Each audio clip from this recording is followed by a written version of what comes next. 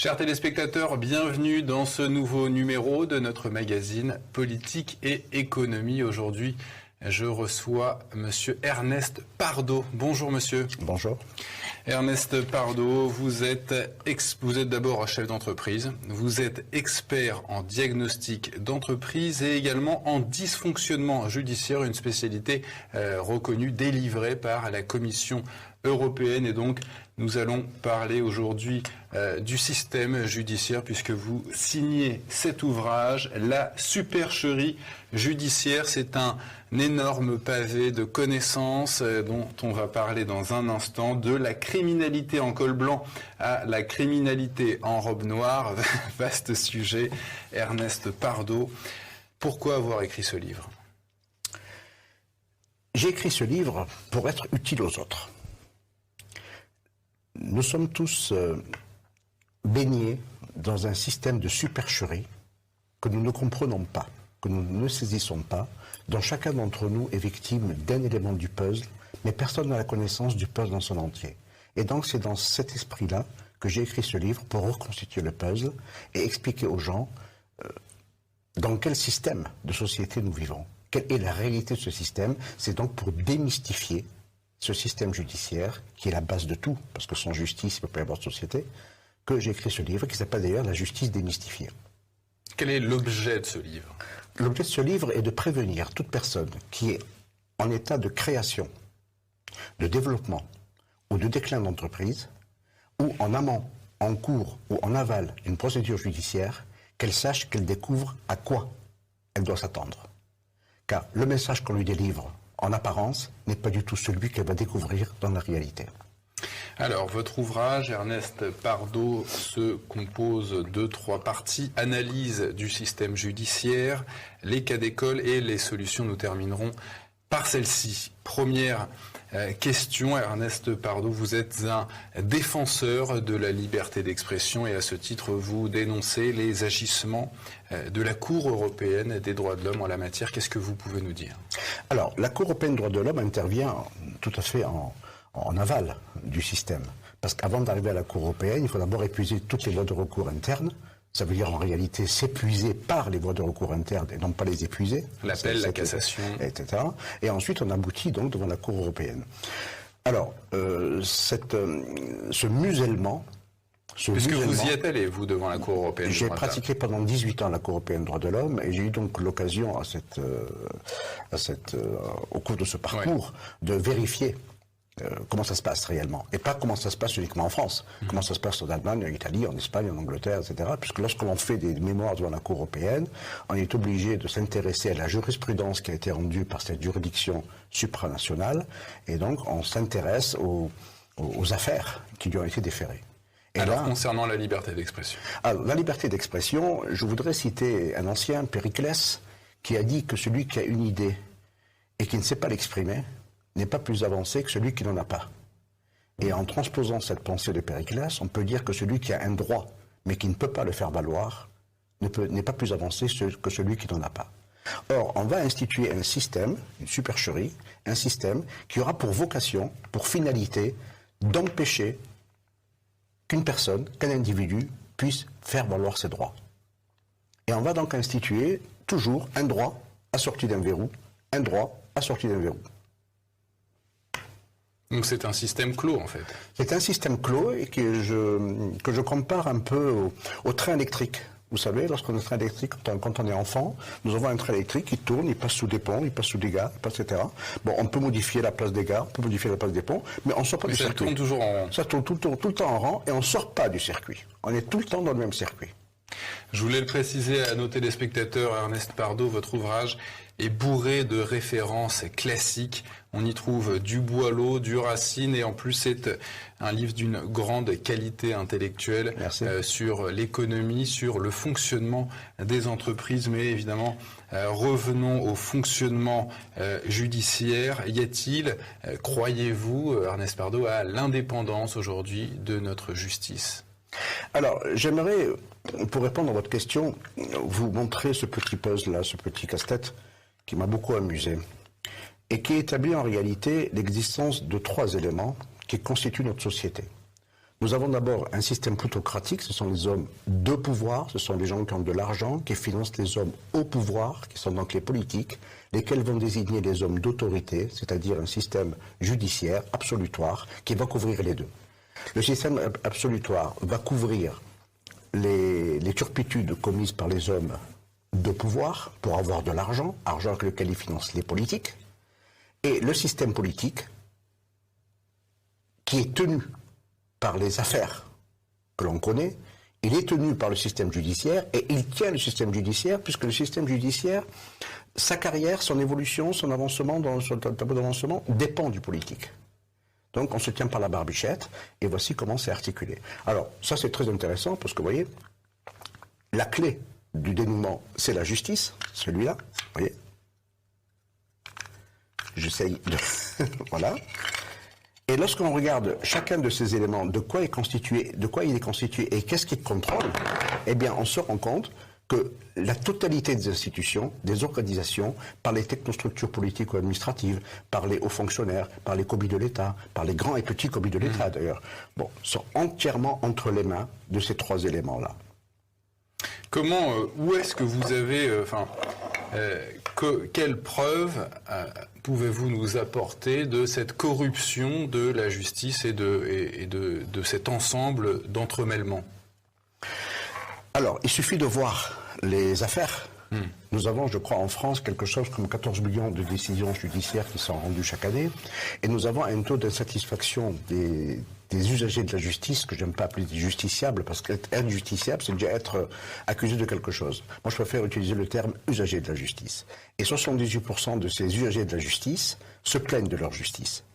S'il y avait 50%, ça pourrait être compréhensible. On est satisfait, oui ou non? Voilà, exactement. S'il y avait 50% de mécontents et 50% de contents, on pourrait dire, bon, dans un procès, il y a une partie qui perd, une partie qui gagne, on pourrait le comprendre. Mais 78%, et en plus, ce phénomène qui est décrié depuis 1960, ça fait 50 ans, ça fait 60 ans qu'on décrit ce dysfonctionnement. Et on le décrit à travers des rapports parlementaires, à travers des rapports sénatoriaux, à travers des livres, des écrits, des articles de presse, des sondages, Bon, c'est quand même un phénomène, un syndrome qui doit interpeller. La justice ne peut pas être un outil qui sert à détruire l'individu. Ça doit être une valeur ajoutée. La justice est une fonction fondamentale qui dépend de tout le monde, qui est l'affaire de tout le monde et la responsabilité de tous et de chacun d'entre nous. Et donc les gens qui rendent des décisions de justice, des décisions judiciaires, non pas de justice, parce que la justice n'est pas de ce monde, ne peuvent pas être dans un bunker d'irresponsabilité et infliger l'injustice au nom de la justice à des justiciables qui, eux, sont en totale responsabilité. Vous êtes en train de nous dire que la majorité des Français ne croient pas en leur propre justice. Ah bien sûr, il faut avoir beaucoup d'humour pour croire. Pourquoi non pas la justice, mais au système judiciaire. La justice, je vous dis, n'est pas de ce monde. C'est un système judiciaire qui, lui, est bien de ce monde. Alors vous vous en prenez, Ernest Pardoe, au fonctionnement des tribunaux administratifs et des tribunaux commerciaux, notamment concernant ces derniers, avec ce qu'on appelle les administrateurs judiciaires. Est-ce que vous pouvez nous parler du fonctionnement de cette activité et qu'est-ce que vous lui reprochez? Alors, quel que soit le tribunal, qu'il soit administratif ou que soit judiciaire, puisque la France est le seul État au monde qui a fait la séparation entre des tribunaux, des juridictions administratives et des juridictions judiciaires, et c'est cette séparation des pouvoirs qui existe d'autorité, cette séparation d'autorité entre tribunaux administratifs et tribunaux judiciaires. On sépare l'État de l'individu. C'est ça. Les affaires qui opposent les individus entre eux, donc ce sont les tribunaux judiciaires, et les affaires qui opposent les individus à l'État, ou les administrations entre elles, ça c'est du ressort administratif. Nous sommes le seul pays au monde à avoir cette séparation, ces deux éléments. Alors, quel est le problème d'ailleurs sur cette distinction, sur cette séparation? Quel problème voyez-vous là-dedans? Je vois qu'une différence de traitement. Il y a une différence d'égalité de traitement du justiciable devant une juridiction.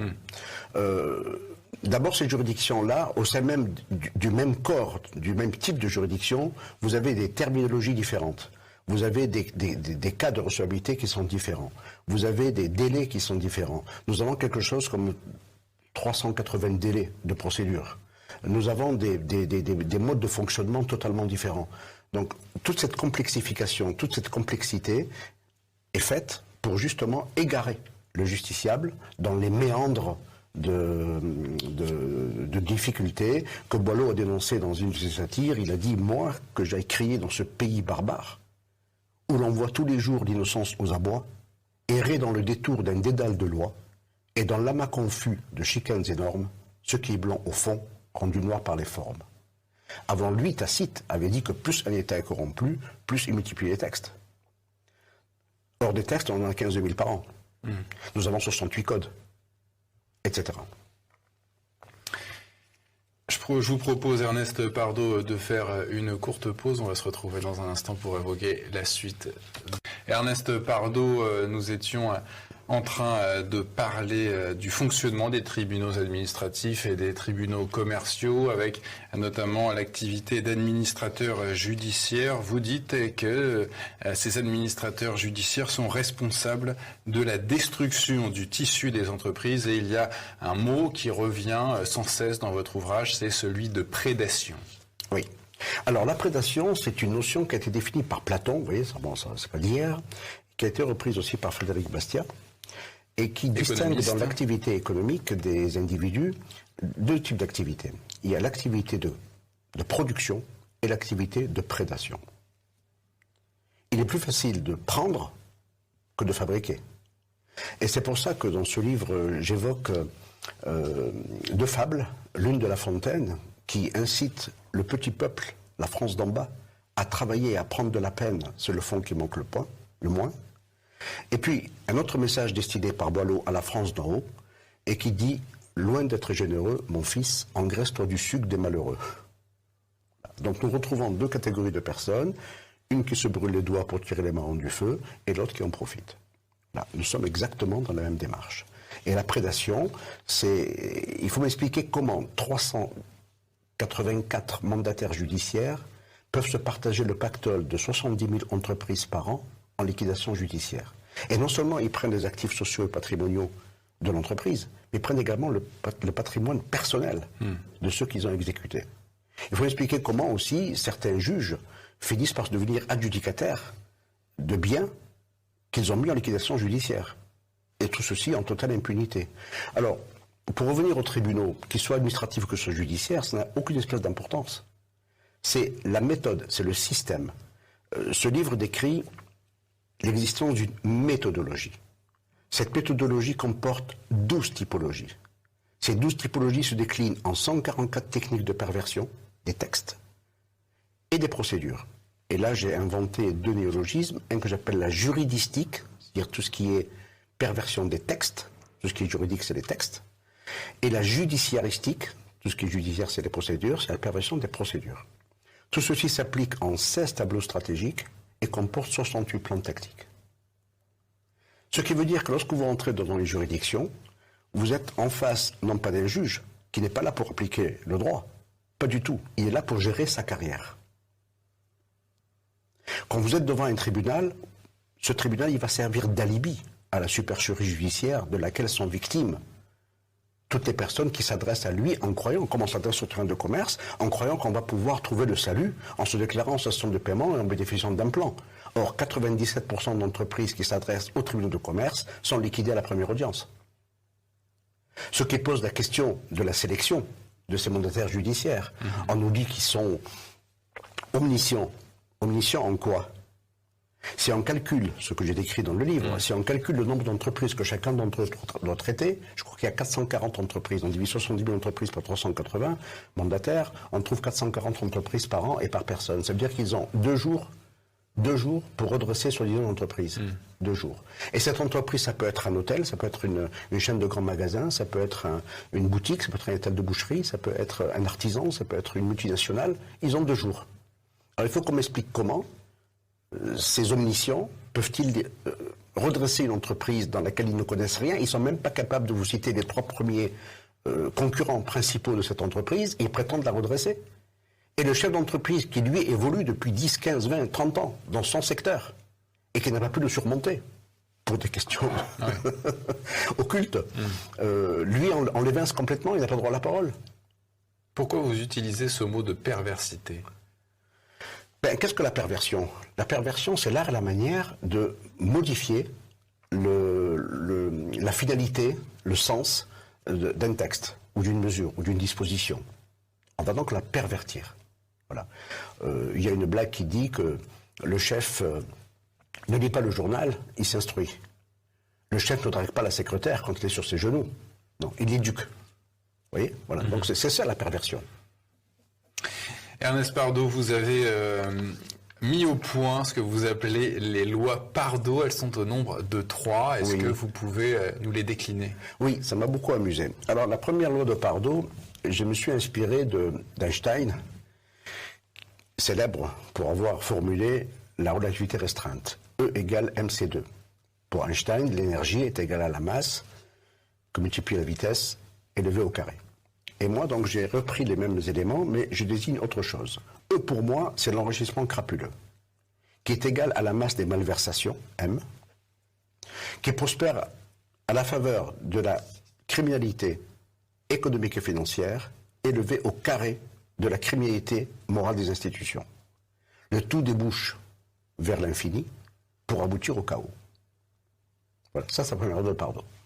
Alors, lorsqu'une personne qui a été née, élevée et abattue en France, je parle des chefs d'entreprise, né, élevé et abattu en France, parce qu'on le laisse prospérer, on le laisse développer, jusqu'à ce qu'il atteigne un certain niveau de convoitise. Et à partir du moment où il va atteindre un certain niveau de convoitise, de profit, et susciter un intérêt pour des prédateurs, donc par la prédation, ils vont donc l'abattre. On a l'impression d'avoir affaire à un canard qu'on engraisse pour le foie gras de Noël. Exactement. C'est exactement ça. Et donc, lorsqu'il sera abattu, il va se dire, il n'y a pas de souci, j'ai quand même un système judiciaire bien établi en France, il y a des avocats, il y a des juges, il y a du droit, il y a des tribunaux, je vais pouvoir me faire établir dans mes droits. Le problème, c'est que lorsque cette prédation est pratiquée par des hommes de pouvoir, ou des copies des hommes de pouvoir, il n'y aura aucun avocat pour le défendre. Et là, on tombe sur la deuxième loi de Pardo. Alors, la deuxième loi de Pardo, je pense que je vais demander le prix Nobel de physique, parce que j'ai découvert qu'il y a une vitesse supérieure à celle de la lumière. La vitesse de la lumière dans le vide, ça s'écrit C indice O, ça veut dire 300 000 km/s, et moi j'ai découvert qu'il y a une vitesse encore supérieure à celle-là. C'est PE. PE, c'est pas Pardo Ernest, c'est poudre d'escampette, supérieure à la vitesse de la lumière dans le vide.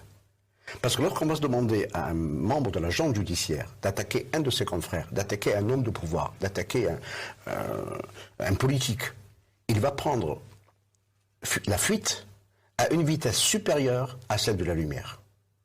Et enfin, on va aboutir à supposer que l'on traverse, que l'on surmonte cet écueil, on va tomber sur la troisième loi de Pardo. Si vous le permettez, je vais prendre mon livre.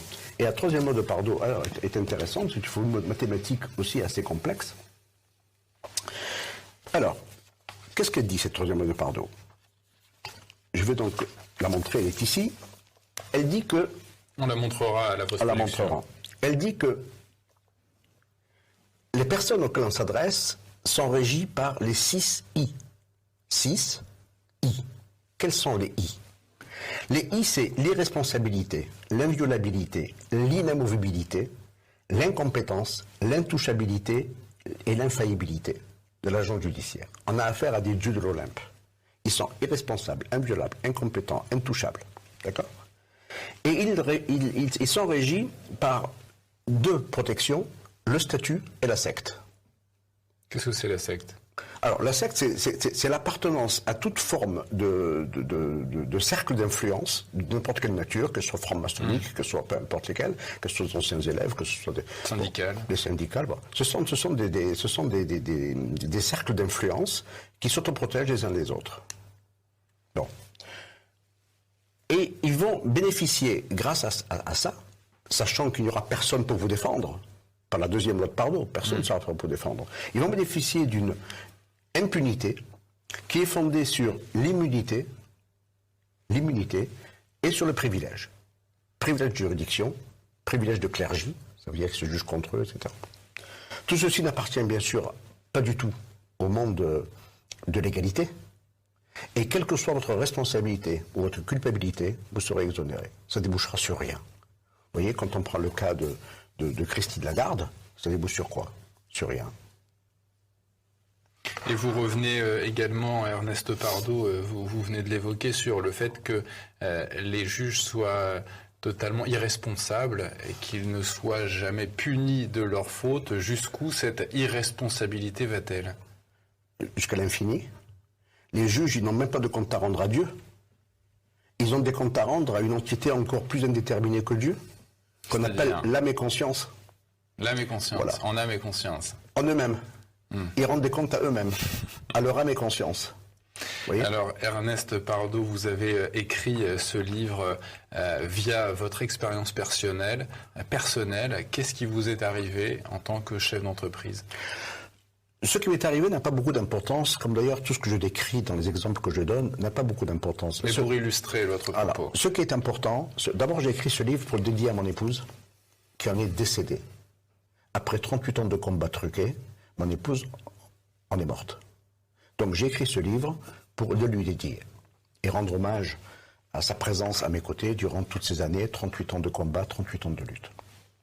Alors, ce qui m'est arrivé, rien de banal. Lorsque les gens sont confrontés à une situation d'échec d'entreprise, ils s'imaginent toujours que leur cas est un cas exceptionnel, qu'ils n'ont pas eu de peau, qu'ils ont fauté, qu'ils sont peut-être même comportés comme voyous, qu'ils ont détourné l'argent de la caisse, parce qu'on les convainc de ça. On les convainc de ça de manière à exonérer les responsables réels et les amener au suicide. Et ainsi le combat cesse de faute de combattants. Bien. Alors, lorsque j'ai eu cette aventure, moi j'étais industriel, j'avais 150 salariés, j'étais installé à Marseille, j'avais conquis 90% d'un marché national au sein de l'administration des télécommunications, mais comme je ne payais pas les pots de vin pour avoir ces marchés, et étant juriste, j'exigeais l'application stricte du code de marché public, j'ai été éliminé. Au profit de quelqu'un qui est beaucoup plus compréhensible sur ce plan-là. Parce qu'il faut savoir que la manne publique, les fonds publics, les marchés publics, c'est ce qui nourrit le système. Et à partir du moment où vous voulez rentrer dans ce système-là, il faut que vous sacrifiez votre morale, votre vertu, votre éthique, que vous oubliez toutes les règles qu'on vous a enseignées dans les écoles de commerce ou ailleurs. Parce que la règle, c'est pas celle-là. La règle du jeu, c'est pas du tout celle-là. On va vous apprendre dans l'école de commerce qu'il faut faire du marketing, il faut avoir le bon produit au bon moment, au bon endroit, le marketing mix, les 4 P, etc. C'est du pipeau tout ça. Et vous allez découvrir qu'on peut avoir des marchés et des fonds publics à profusion, sans avoir d'entreprise même. Sans avoir de marché, sans avoir de produits, sans avoir de personnel, sans avoir une boîte aux lettres dans un paradis offshore quelconque, et puis on vous vire des centaines de milliards. C'est ça la réalité. Vous vouliez également qu'on aborde ensemble devant les téléspectateurs l'affaire de Richard Armenante et de Radio Vitamine. Qu'est-ce qui s'est passé ici? Alors, dans l'affaire de M. Richard Armenante, il est victime exactement du même procédé. Et c'est ça qui m'intéresse. C'est pas le cas personnel qui m'intéresse, c'est le procédé. Vous savez, dans une formule mathématique, dans une équation mathématique, ce qui est important, ce ne sont pas les paramètres qu'on les appelle x, y, alpha, bêta, delta, peu importe. Ce qui importe, c'est la formule de résolution. Et là, c'est exactement la même chose. Dans l'affaire de Radio Vitamine ou dans l'affaire de M. Richard Armenante, c'est la méthode, c'est le fondement, c'est ce qui est fondamental qui m'intéresse. Alors Richard Armenante, lui, c'était un chef d'entreprise compétent, qui avait déposé plus de 300 brevets, qui avait une entreprise prospère à Marseille, et qui a été victime de prédateurs. Toujours pareil, de prédateurs. Et ils ont organisé son anéantissement, sa ruine. Et pour pouvoir organiser son anéantissement et sa ruine, ils vont délocaliser le dossier qui relevait du ressort de compétences des juridictions de Marseille, ils vont le délocaliser à Aix-en-Provence, parce qu'ils avaient un homme de main à Aix-en-Provence qui avait pour mission de le mettre en chemise. Et ça résulte d'un témoignage. Vous voulez dire le mettre à mort, quoi. Le mettre à mort, voilà. Socialement, en tout exactement. cas. Exactement. Et ça résulte d'un témoignage qui a été donné par un ancien président de la Cour des comptes régionale de Marseille, qui lui a fait son témoignage, qui est ancien magistrat, donc, dans lequel il dit « J'ai discuté avec le président du tribunal de commerce de Marseille pour savoir pourquoi ton dossier a été délocalisé de Marseille à Aix. Et on lui a répondu ce que je viens de vous dire, c'est parce que nous avons nos hommes là-bas et qui ont pour mission de le mettre en chemise. » Ça, c'est le cas de qui démontre la collusion qui existe entre le politique et le monde des affaires. Ensuite, dans le cas de Radio Vitamine, alors là c'est fabuleux, nous avons une procédure totalement artificielle qui est diligentée par une personne qui n'existe pas sur le plan juridique, sur le plan de légitimité. Une personne qui va porter plainte alors qu'elle n'a pas le droit, la qualité, ni l'intérêt à agir. Son seul intérêt à agir était de s'accaparer de Radio Vitamine, qui est une radio qui était évaluée à 12 millions d'euros, et qui avait 8 fréquences d'émission, et qui devait donc être beaucoup plus importante. Il y avait 175 000 auditeurs jour quand même, et donc ça apportait un certain profit, qui a suscité la convoitise de ces prédateurs. Et alors, sur la base donc d'un dossier qui est monté de A à Z par des personnes qui n'avaient aucune qualité pour le monter, aucun intérêt pour le monter, sauf la prédation, on va bâtir la ruine, et on va organiser la ruine et l'anéantissement d'un chef d'entreprise, mettre 27 salariés au chômage, comme mes 150 salariés ont été mis au chômage, et donc c'est là que je vous dis que le rôle de la dédensification et de la désintégration du tissu économique national est fondé sur un système judiciaire complètement corrompu et pervers. On va faire une dernière pause. Ernest Pardo, on va revenir dans un instant. Toujours en compagnie d'Ernest Pardo pour évoquer son ouvrage, La supercherie judiciaire. Ernest Pardo, donc, on évoquait tout à l'heure la Cour européenne des droits de l'homme, autre institution hautement importante, en tout cas qui relève pour son cas de la France, le Conseil constitutionnel. Vous évoquez, vous constatez que ces arbitrages sont totalement faussés. Expliquez-nous pourquoi. Alors, je vais me référer à mon livre pour répondre à votre question de manière extrêmement concise. Le Conseil constitutionnel est composé de 9 membres, nommés pour 9 ans. Les membres sont désignés par le président de la République. Bon, déjà, il y a un problème. Quand on parle de séparation de pouvoir, il y a déjà un problème, puisque c'est le politique qui va désigner le Conseil constitutionnel. Et le président de chacune des assemblées du Parlement, Sénat et Assemblée nationale, qui sont eux aussi des politiques. En termes plus clairs, le Conseil constitutionnel est entièrement sous la main des politiques et on ne peut pas parler de séparation de pouvoir. Alors moi je dis que dans un état de droit, au sommet d'un état de droit trône la Constitution et au sommet de la Constitution trône la supercherie judiciaire sur fond de supercherie institutionnelle. Ça c'est une réalité.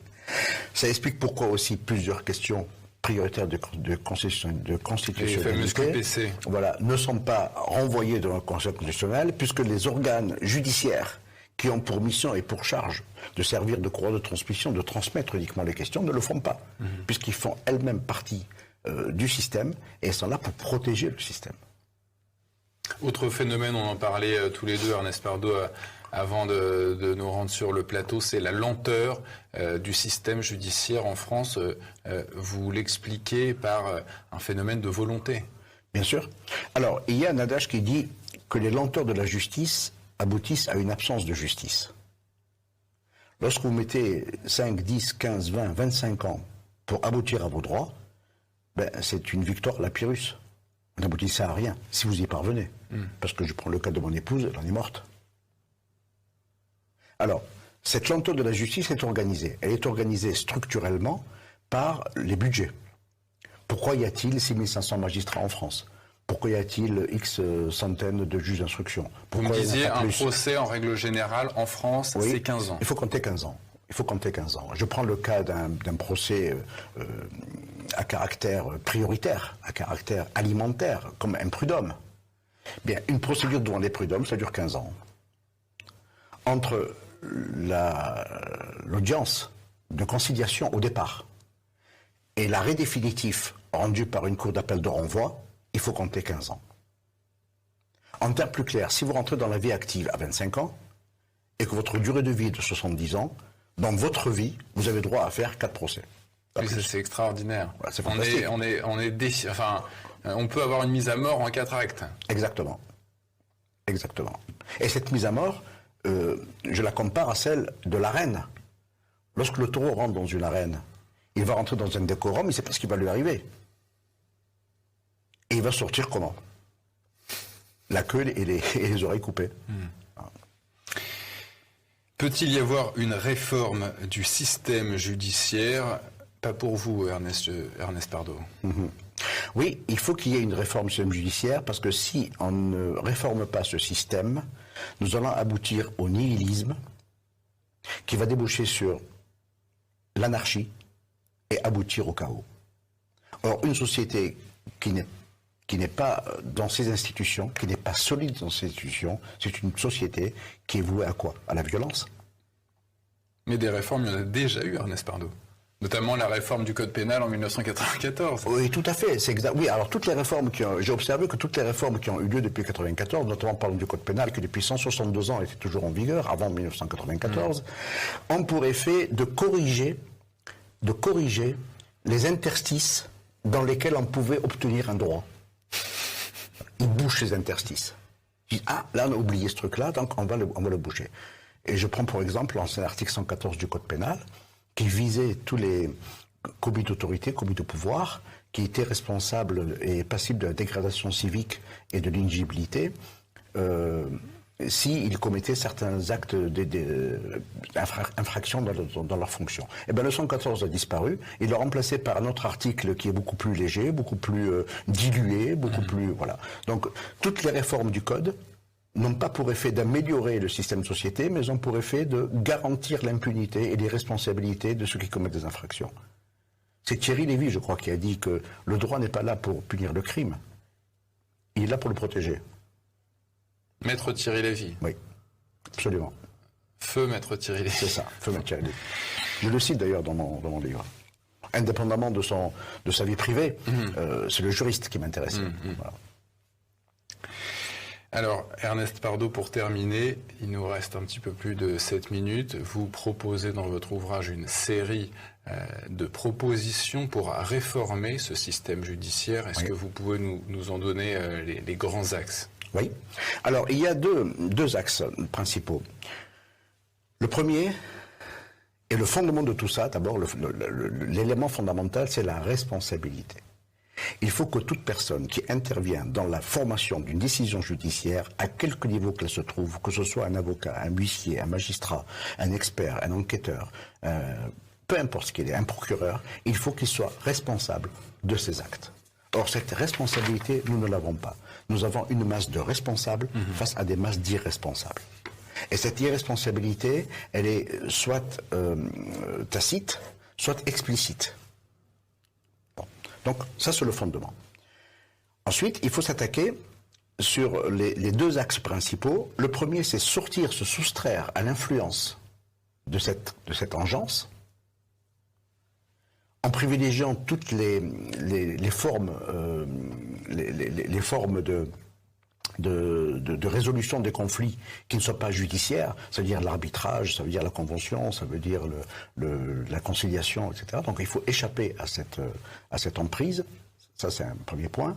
Et le second, c'est qu'il faut s'attaquer aux 4 ou 5 éléments principaux sur lesquels ce système fonctionne. Le système ne fonctionne que parce qu'il commet des abus. Il y a un abus de savoir au départ, un abus d'avoir, un abus de savoir, un abus de pouvoir, un abus de temps et un abus de représentation. L'abus d'avoir. Alors, la connaissance est pouvoir. Si on vous supprime la connaissance, vous n'avez plus de pouvoir. Et votre ignorance devient une source d'asservissement. Alors, pour pouvoir savoir, il faut avoir de l'avoir déjà, parce qu'il faut se payer des études, Si on n'a pas d'avoir, on peut ni acheter le savoir, ni l'acquérir. Et donc on est entre les mains d'une entité qui va vous museler complètement, c'est le système de représentation. Par l'avocat. Notamment. Voilà. Pas que par notamment, parce que lorsqu'on prend la procédure pénale, c'est le procureur de la République qui est juge de poursuite et poursuites et qui va décider quelles sont les limites, quels sont les moyens, quelles sont les orientations de l'enquête. Il n'y a pas que l'avocat. Bon. Mais tous ceux-ci font partie du même système. Ils contribuent tous à des degrés différents, par des formes différentes, mais ils sont tous dans le même système. Bon, absence d'avoir, on ne peut pas se défendre, on ne peut pas payer des avocats, on ne peut pas acquérir la connaissance. Absence d'avoir, on ne peut pas acheter le savoir non plus. Et quand on achète le savoir, eh ben, on est tributaire de ce que l'on vous dit, puisque vous êtes un ignorant. Alors vous devez écouter ce que l'on vous dit. Absence de pouvoir. Le système des class actions, ça veut dire des procédures de groupe, sont interdites en France, sauf dans quelques cas mineurs. Tous ceux qui n'ont pas reçu leur machine à laver en temps et en heure peuvent se regrouper à travers en plus des structures qui les contrôlent, qui sont les consuméristes, pour pouvoir agir en action groupée. Mais autrement, ils ne peuvent pas. Bon. Moi, je me demande pourquoi toutes les personnes qui sont victimes dans une même ville du même mandataire judiciaire véreux, pourquoi ils ne pourraient pas se grouper tous contre lui? Oui, c'est une bonne question, ça. Bon, donc absence de pouvoir, absence de temps. On donne du temps au temps. Mais en donnant du temps au temps, qu'est-ce qui se passe? Il se passe que les témoins disparaissent, les pièces s'égarent, les lois changent, les protagonistes meurent. Qu'est-ce qu'il y a au bout d'un procès, au bout de 15 ou 20 ou 25 ans? Qu'est-ce qui reste? Et enfin, supercherie suprême, le musellement. On va multiplier et complexifier les procédures pour vous obliger de passer par des hommes de l'art qui, eux, n'obéissent pas du tout aux intérêts que vous leur confiez. Ils obéissent à leurs intérêts. Vous êtes pour que le justiciable n'ait pas de représentant et se défende lui-même, alors? Ben, moi, je milite pour le fait que le justiciable doit choisir librement son défenseur, bien sûr, parmi des gens qui sont capables ou envers qui il a confiance. Et je milite pour la suppression du droit d'être défendu et lui substituer le droit de se défendre. C'est totalement différent. Ce qui a été votre cas, puisque vous êtes allé plaider votre cause vous-même auprès de la Cour européenne des droits de l'homme. Non, ça n'a pas été mon cas, parce que la représentation était obligatoire, mais je peux vous garantir qu'avec mes 38 ans de procédure judiciaire, c'est moi qui constituais absolument tous les dossiers, tous les mémoires, absolument tout. Mais après, je me heurtais aux avocats, qui eux ne voulaient pas, soit ne pas les déposer, soit les contenir, soit les édulcorer, soit les mettre des euphémismes. Vous voyez, lorsque vous tuez quelqu'un délibérément en voiture, parce que vous avez prévu le jour où il va rentrer, sortir, etc., et vous allez l'écraser, ça s'appelle un assassinat. Et vous êtes en train de nous dire que chacun des avocats auxquels vous avez pu faire appel était complice d'une force qui voulait vous anéantir. Il n'est pas complice. Il est victime de ses propres peurs. Un avocat, il sait que s'il va attaquer un de ses confrères, il est radié à vie du barreau.